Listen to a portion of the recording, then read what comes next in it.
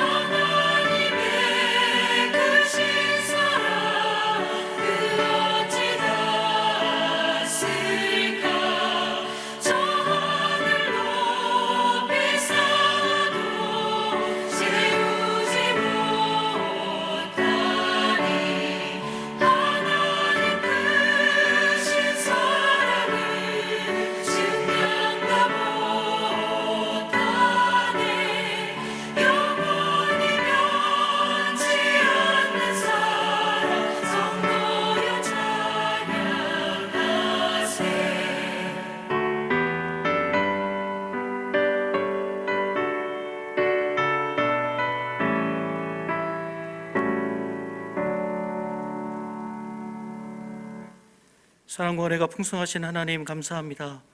이 시간에도 각자의 초소에서 주님을 사모하는 마음으로 갈급한 심령으로 주님을 찾고 예배하는 마음을 주시니 감사합니다. 하나님은 자비로우시며 은혜로우시며 의로우시며 긍휼이 많으신 하나님이신 줄 믿습니다.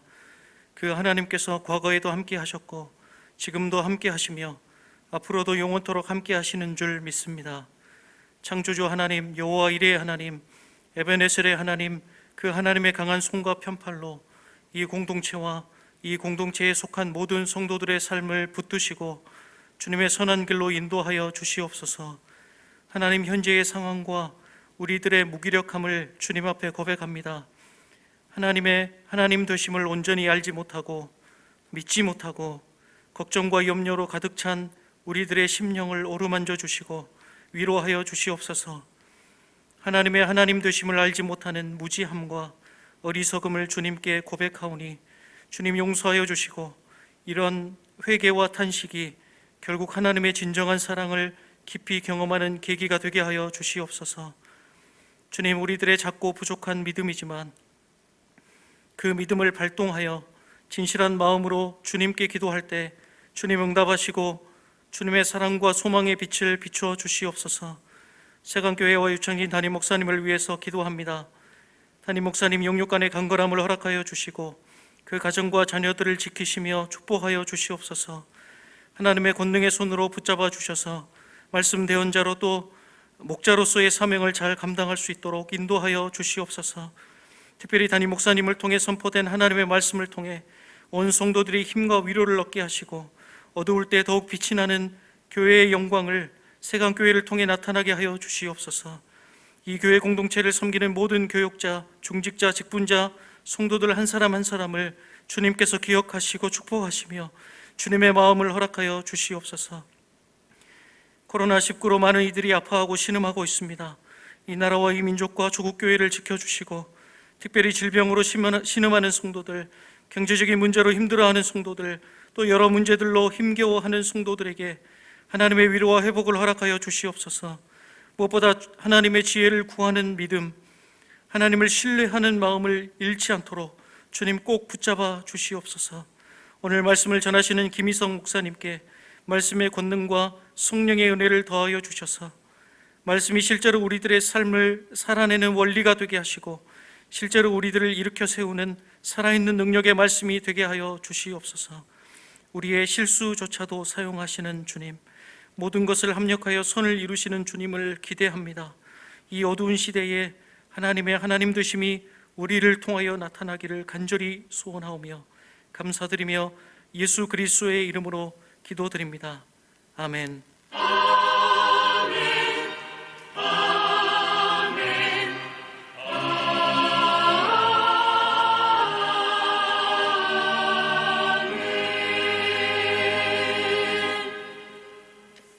하나님의 말씀은 민수기 1장 1절에서 4절까지의 말씀입니다.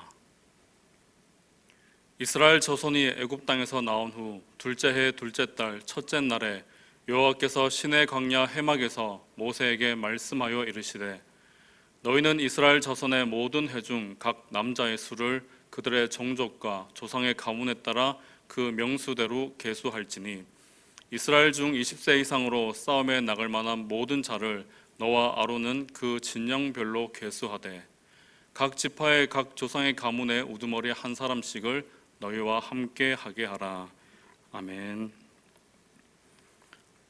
지난주까지 수요 예배 본문은 레위기였고 오늘부터 민수기가 시작됩니다. 레위기 본문은 내용 자체가 이야기가 아니라 제사법과 각종 규례를 중심으로 하다 보니 본문이 다소 딱딱하게 느껴질 수 있었습니다. 그러나 민수기는 광야 여정이라는 이야기를 담고 있기 때문에 레위기보다는 조금 더 편하게 본문에 접근할 수 있습니다. 물론 민수기에도 이 지파는 몇 명이고 저 지파는 몇 명인지에 대한 인구조사와 이스라엘 백성들과 레위 지파가 지켜야 할 규례와 같이 딱딱한 내용이 있지만 이런 부분만 잘 넘어간다면 수월하게 본문을 따라갈 수 있을 것입니다. 수요 예배를 드리는 성도님 모두가 기대감을 가지고 민수기를 처음부터 끝까지 완주했으면 좋겠고 민수기에서 주시는 하나님의 은혜를 풍성히 누리시기를 바랍니다. 오늘은 민수기의 첫 시간인 만큼 민수기는 어떤 책이고 우리는 민수기를 어떻게 읽어야 할지에 대해 먼저 말씀을 나누겠습니다. 이와 관련해서 참 많은 부분들을 나눌 수 있겠지만 이후에 또 민수기 1장으로 말씀을 나눠야 하기 때문에 민수기의 제목, 구조, 주제 이 세 가지 부분만을 간단하게 다루도록 하겠습니다. 모세오경의 네 번째 책 제목은 민수기입니다. 제목 그대로 풀어보자면 백성들을 계수한 이야기입니다.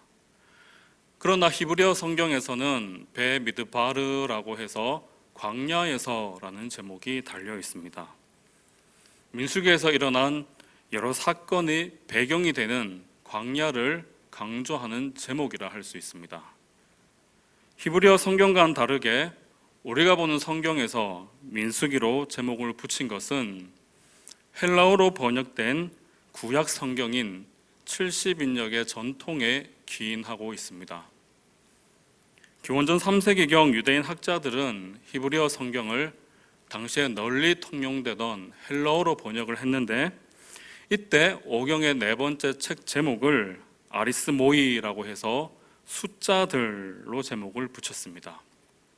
숫자가 많이 나오기도 하고, 특히 두 번에 걸쳐 진행되는 인구조사를 염두에 두고 붙인 제목이라 할 수 있습니다. 이 전통에 따라 영어 성경도 숫자들이라는 뜻의 넘버스라는 제목을 붙였고, 우리가 보는 성경도 민수기라는 제목을 달았습니다. 이것은 모두 인구조사를 강조하고 있는 제목이라 할 수 있습니다. 히브리어 성경과 제목이 다르다고 해서 틀린 것은 아닙니다. 강조점이 다른 것으로 이해하면 되겠습니다. 민수기의 거시적인 구조에 대해서는 학자들 간의 견해가 다양하게 나타나고 있습니다. 어떤 학자들은 시간을, 또 어떤 학자들은 공간을 기준으로 구조를 나눠야 한다라고 말하지만, 민수기는 가장 기본적으로 1장과 26장의 인구조사를 두 축으로 해서 크게 두 부분으로 구분할 수 있습니다.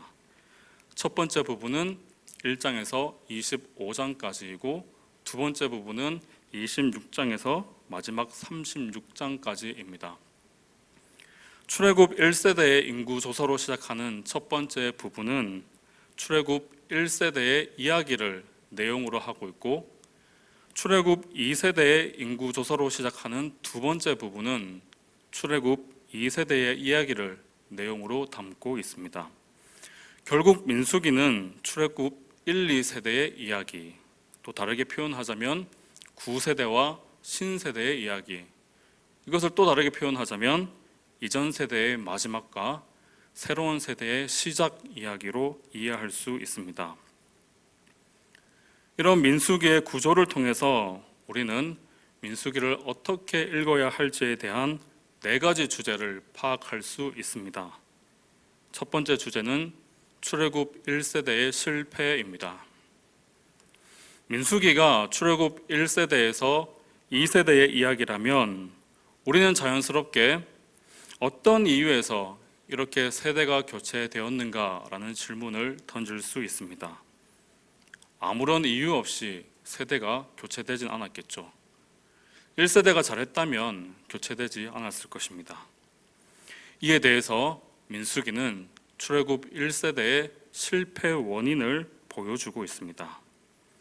따라서 우리는 출애굽 1세대는 왜 약속의 땅으로 들어가지 못했는가, 왜 실패했는가에 초점을 두고 본문을 읽어나갈 수 있습니다. 우리는 또 이 주제를 가지고 1세대의 실패 원인을 반면교사로 삼아 우리 삶에 적용할 수 있습니다. 이 점은 신약에서 바울이 명확하게 밝히고 있습니다. 고린도전서 10장 5절과 6절을 한번 읽어보겠습니다. 그러나 그들의 다수를 하나님이 기뻐하지 아니하셨으므로 그들이 광야에서 멸망을 받았느니라. 이러한 일은 우리의 본보기가 되어 우리로 하여금 그들이 악을 즐겨한 것 같이 즐겨하는 자가 되지 않게 하려 함이니. 아멘. 바울은 민수기의 광야 여정에서 일어난 사건을 본보기로 해야 함을 말하고 있습니다. 우리는 민수기를 보면서 악을 즐겨하던 출애굽 1세대의 모습이 혹시 우리의 모습은 아닌지 우리 자신을 돌아보고 점검할 필요가 있습니다. 두 번째 주제는 광야입니다. 출애굽 1세대에서 2세대로 넘어가는 과정에는 광야라는 배경이 있습니다. 1세대와 2세대는 광야에서 많은 사건들을 경험했습니다. 광야는 어떤 곳입니까? 불모지이고 혼돈의 땅이고 많은 위험이 도사리고 있고 굶주림과 갈증, 더위와 추위가 있는 궁핍과 결핍의 땅입니다. 하나님은 약속의 땅에 빨리 도착할 수 있는 지름길을 놔두고 이스라엘 백성들을 멀리 돌아가게 하셨습니다. 이들을 광야로 인도하셨고 이들은 약속의 땅에 들어가기 전까지 40년 동안을 광야 생활했습니다. 하나님께서 이렇게 하신 분명한 목적이 있겠죠. 민수기는 이처럼 하나님의 백성들에게 광야의 의미가 무엇인지를 보여주고 있습니다. 따라서 우리는 하나님은 왜 광야를 지나가게 하셨는가? 광야는 하나님의 백성들에게 어떤 의미가 있는가에 초점을 두고 민수기 본문을 읽어 나갈 수 있습니다. 우리는 이 주제를 가지고 광야의 의미를 우리 삶에 적용할 수 있습니다. 비록 우리는 수천 년 전 구약의 이스라엘 백성들처럼 실제 역사 가운데 존재했던 광야라는 이 공간을 경험하지는 못했지만 광야와 같은 위기와 위험과 결핍과 궁핍의 상황을 경험하고 있습니다. 우리 또한 광야와 같은 삶을 살아가고 있습니다. 여기에서 우리는 민수기를 통해서 우리가 직면하는 이 광야의 의미를 알 수 있고 광야 가운데 있는 우리를 향하신 하나님의 뜻을 깨달을 수 있습니다. 세 번째 주제는 하나님의 심판입니다. 하나님은 모세를 리더로 세우시고 이스라엘 백성들을 출애굽시키셨고 그들을 약속의 땅으로 인도해 가셨습니다. 그러나 1세대는 소수의 몇 사람만을 제외하고 모두 광야에서 하나님의 심판을 받아 죽임을 당했습니다. 여기에서 우리는 사랑의 하나님께서 어떻게 이럴 수 있는가? 하나님은 참 해도 너무한 것이 아니냐라고 반문할 수 있겠지만 그 전에 우리는 이스라엘의 모습을 돌아봐야 합니다. 출애굽 1세대는 어떤 세대입니까? 하나님의 큰 권능을 직접적으로 체험한 세대입니다. 이들은 10가지 재앙과 홍해를 건넌 것을 경험했고 또 시내산으로 가는 과정 가운데 하나님의 수많은 그런 놀라운 기적들을 경험했습니다. 정말 대단한 세대라 할 수 있습니다. 이 정도면 1세대는 당연히 하나님께 충성을 다하고 온전히 순종해야 할 것 같지만 하나님을 향한 이들의 태도는 정반대였습니다. 이들의 모습은 40년 동안 일관적이었습니다. 불신과 불순종과 거역과 원망과 불평이었습니다. 이스라엘 백성들은 어떻게 이렇게 할 수 있습니까? 오히려 이스라엘 백성들이 해도 너무한 것이 아닙니까? 하나님은 이런 1세대를 심판하셨습니다. 많은 사람들이 하나님을 사랑의 하나님으로만 믿으려고 하는 경향이 있지만 하나님은 사랑의 하나님이실 뿐만 아니라 공의로 심판하시는 공의의 하나님이십니다. 우리는 하나님의 이 두 성품을 잘 이해해야 합니다. 사랑과 공의는 따로따로 놀지 않습니다. 하나님의 사랑은 하나님의 공의 가운데서 더욱 깊어지고 풍성하게 드러나게 됩니다. 하나님의 사랑은 공의 가운데서 온전하게 세워집니다. 이 두 성품은 결코 모순되지 않습니다. 하나님께서 1세대를 심판하셨고 이들은 약속의 땅에 들어가지 못했습니다. 이것을 보면서 혹시 우리도 하나님 나라에 들어가지 못하는 것은 아닌지 불안해할 수도 있습니다. 그러나 하나님의 은사와 부르심에는 후회가 없고 우리가 받은 구원은 취소될 수 없는 영원한 구원입니다. 따라서 우리는 두렵고 떨림으로 구원을 이루라는 신약의 말씀을 기억하면서 긴장감을 가지고 민수기 본문을 읽을 필요가 있습니다.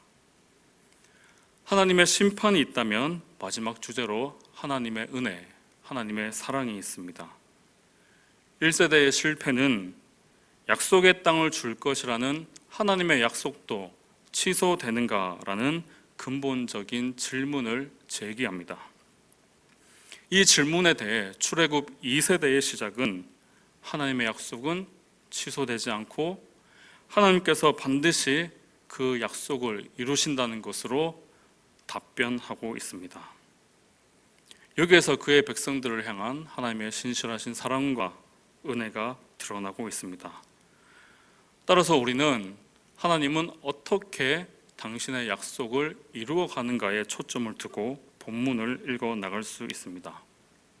민수기를 읽는 우리들은 하나님 나라로 우리를 신실하게 인도해 나가시는 하나님의 은혜와 사랑을 알 수 있습니다. 이런 네 가지 주제를 중심으로 본문을 읽어 나가면 민수기를 이해하는 데 도움이 될 것 같습니다. 민수기의 대략적인 궤관은 이것으로 끝내고 이제 본문으로 들어가겠습니다.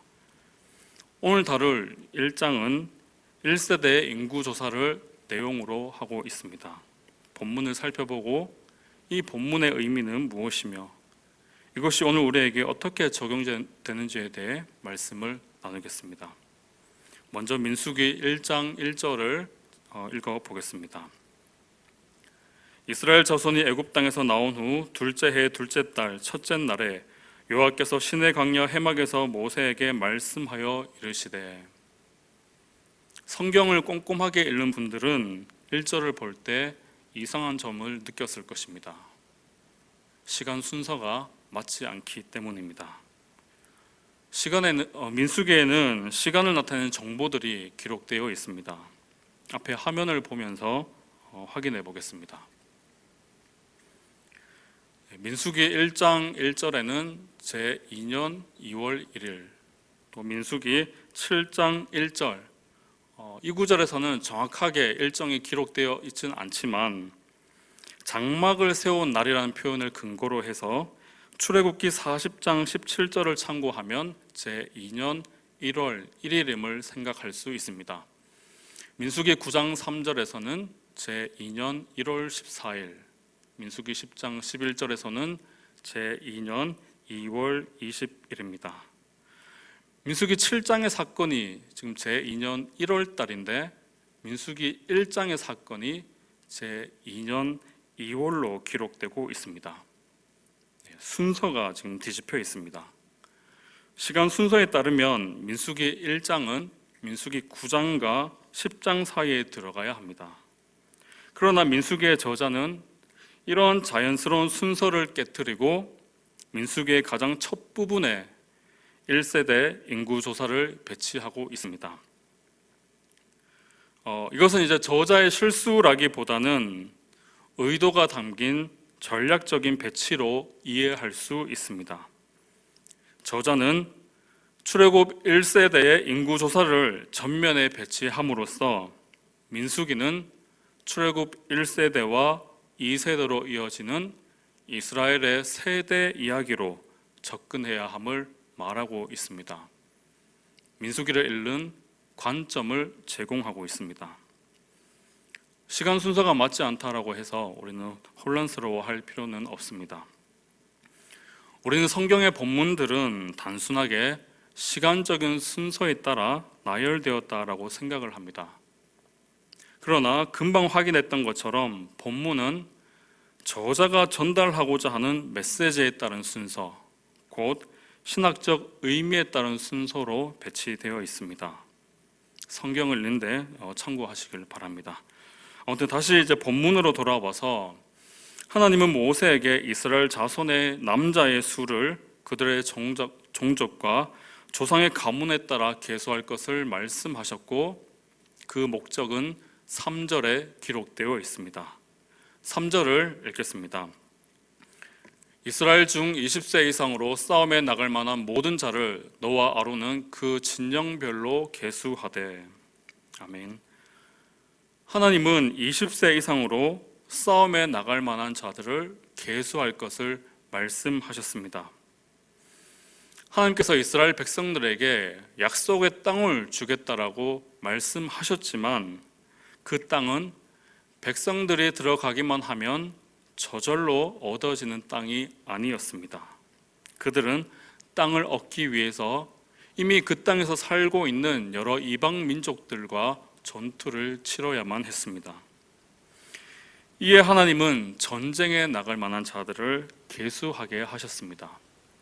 결국 인구조사는 앞으로의 전쟁을 위한 군사적 목적으로 진행되었던 것입니다. 여기에서 이스라엘 공동체의 성격이 나타나고 있습니다. 이스라엘 공동체는 하나님의 군대입니다. 이것은 이미 출애굽기에서도 언급되었습니다. 출애굽기 12장 41절입니다. 430년이 끝나는 그날에 여호와의 군대가 다 애굽 땅에서 나왔은즉. 아멘.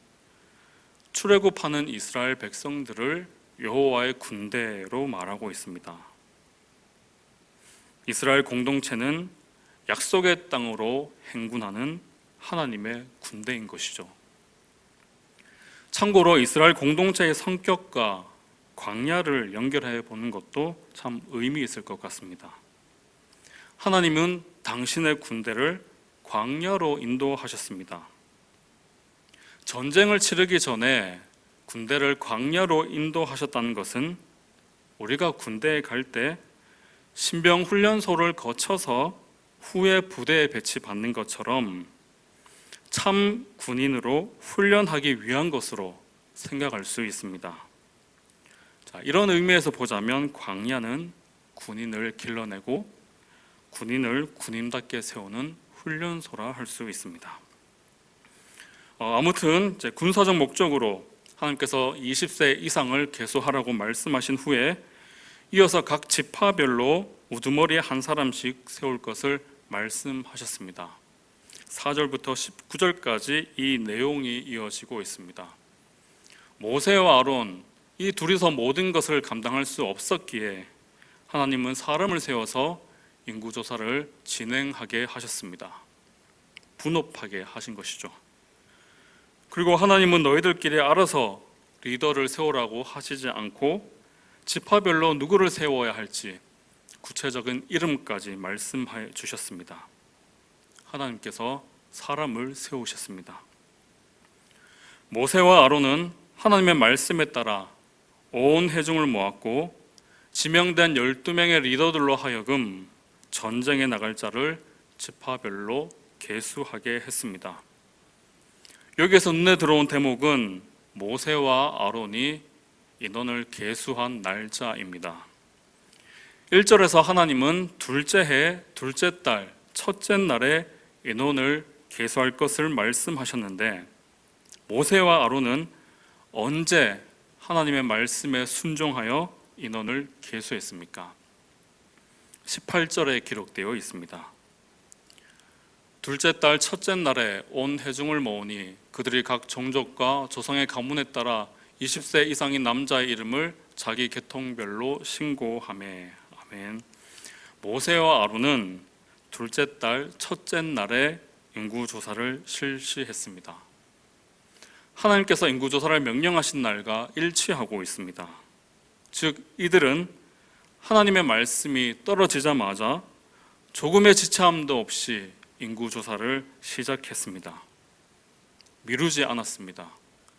이들은 하나님의 말씀에 곧바로 순종했습니다. 하나님의 말씀에 어떻게 순종해야 하는지 이들의 모습을 보며 확인할 수 있습니다. 20절부터는 각 지파별로 계수된 인원이 기록되어 있고 46절까지 이어지고 있습니다. 지파의 순서는 레아, 라헬, 시녀들 자손들의 지파로 나타나고 있습니다. 단 레아의 시녀였던 실바의 첫째 아들인 갓이 레아 자손들의 지파에 포함되어 있습니다. 인구조사의 순서에 있어서 라헬이 야곱에게 더 많은 사랑을 받았다라고 해서 라헬 자손의 지파들이 먼저 기록되지 않았습니다. 질서에 따라 레아 자손 지파들이 먼저 기록되었습니다.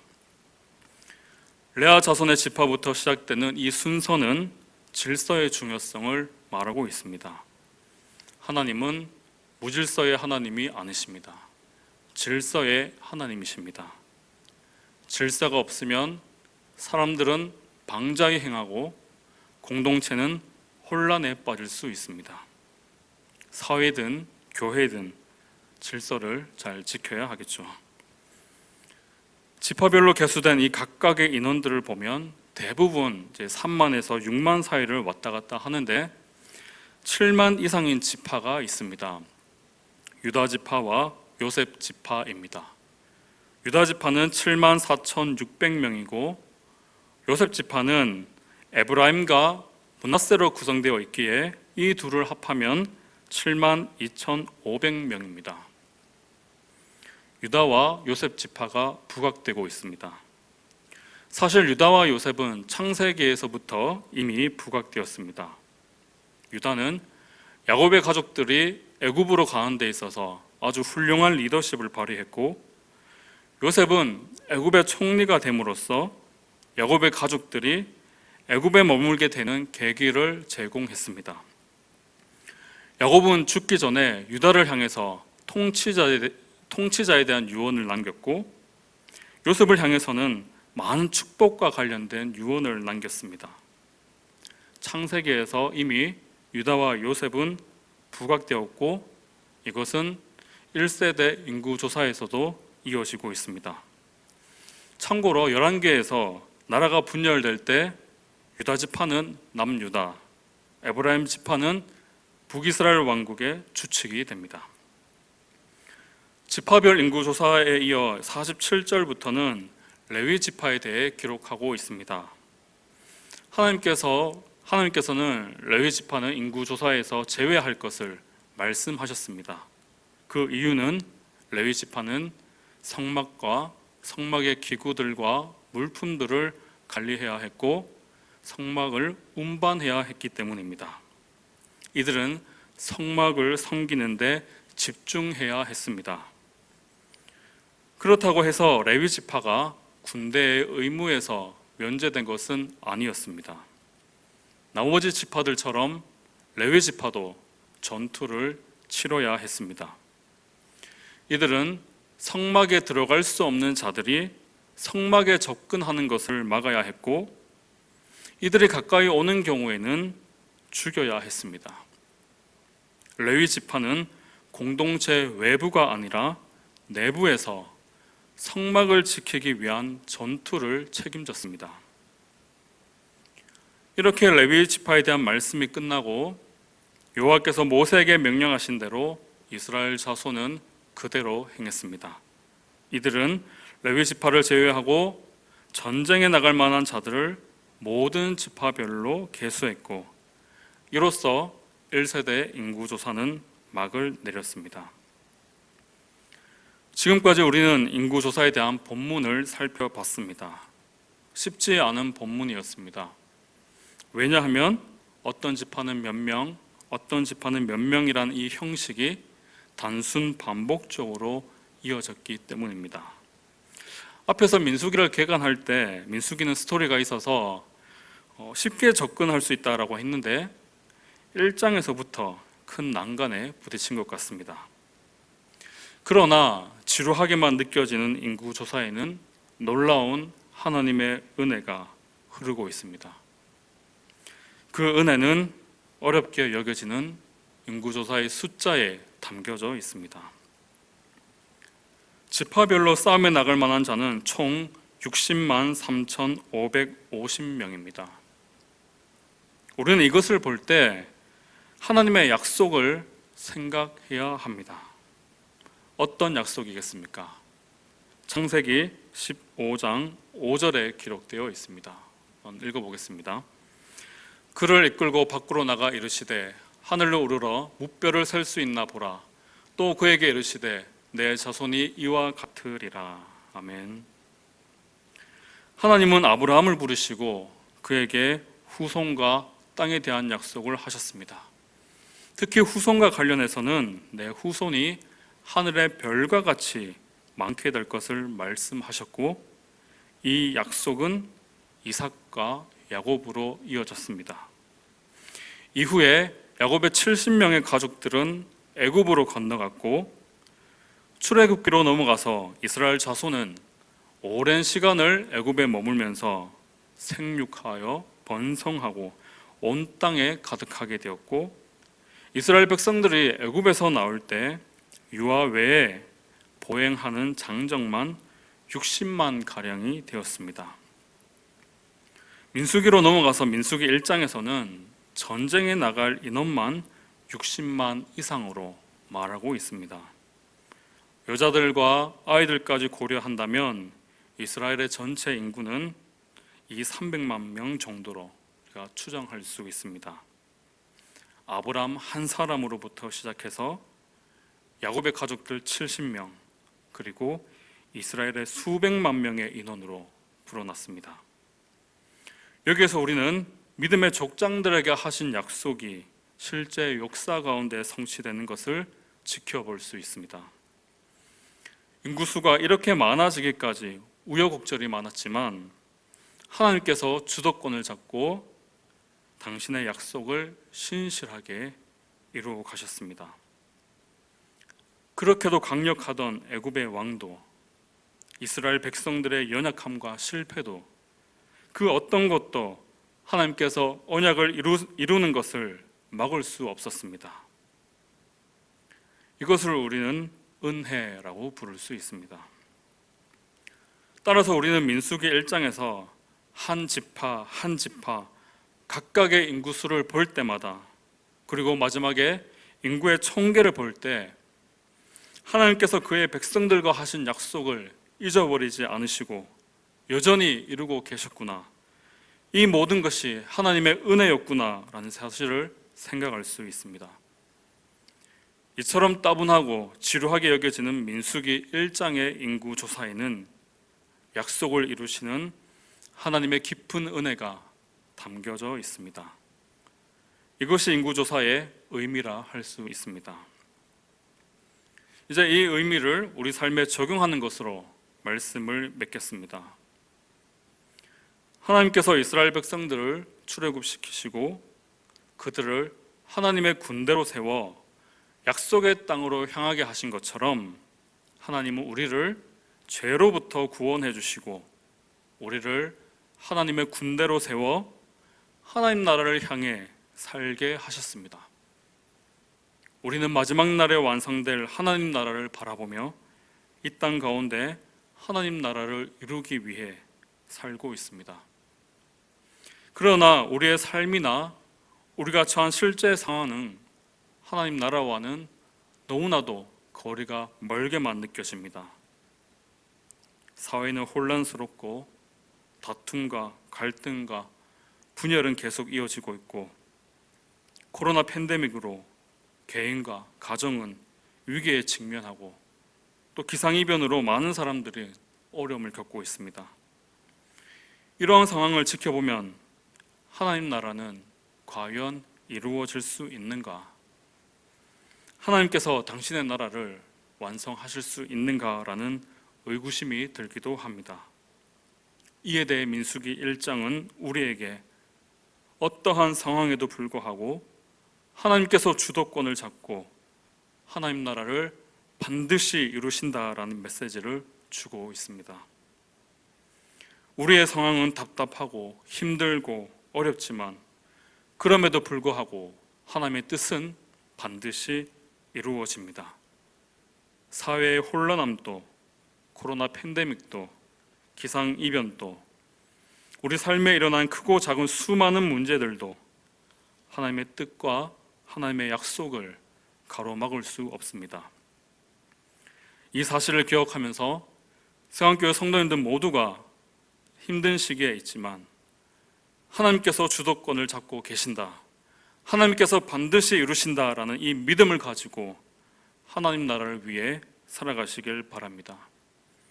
그리고 하나님의 말씀 가운데서 약속을 이루어 가시는 하나님의 놀라운 은혜를 경험함을 통하여 주님을 향한 믿음이 더욱더 견고하게 세워지게 되기를 주님의 이름으로 소망합니다.